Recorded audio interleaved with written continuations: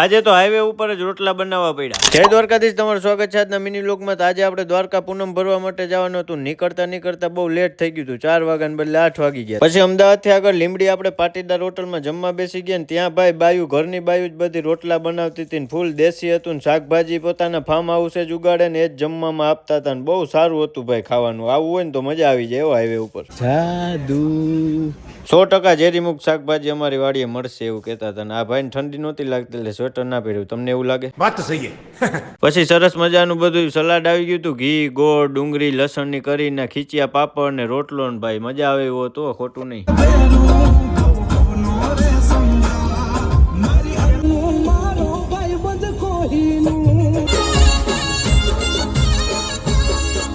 આગળ તમે જે જોયું એ કોઈ હાલીને જતું હતું, ચોટીલા એનો કાફલો હતો ને આપણે પછી જલારામ હોટલ રાજકોટથી ચા પીને લીધી, સીધી નાખી દીધી ખંભાળિયા લીવી હોટલ ને આ રહેવી મળતો હતો જાણે એની ગાડી હાકી હોય। ગાડી તો ભાઈ હાંકતા જ નહોતા, અમે હાંકતા હતા ને એ તો આરામ કરતા આવતા હતા ભાઈ। પછી આપણે ફટાફટ મોઢું ધોઈ લીધું, નીંદર બહુ આવતી હતી ભાઈ। ત્યાં જોયું કમો ઉભો તો ચા પીવાનું કીધું પણ ના પાડી એને કોકે હમ દીધા। ત્યાંથી પછી ફટાફટ આપણે ટ્રીપ આગળ વધારી ભાઈ, કેમ કે બહુ લેટ થઈ ગયું હતું ને કુરંગા ચોકડી પાસે પહોંચ્યા રાતના 3 વાગે। ત્યાં પવનચક્કીની ગાડી આડી નીકળી હતી ભાઈ, રોડ આખો બ્લોક કરી દીધો તો કરવાનું હું, કેટલી લાંબી લાઈન હતી, અડધો કલાક વેટ કર્યું। આ ભાઈ લોકલ હોય જરીક ધ્યાન દેજો ને। ત્યાંથી પછી નીકળી ગયા દ્વારકા બાજુ, પહોંચી ગયા હતા હોટલ લઈને ભાઈ। 2 કલાક આરામ કરીને જવાનું હતું। મંગળા આરતીમાં પાર્ટ 2 આવશે, જોડાઈ રહેજો, લાઈક કરો, શેર કરો, ફોલો કરો।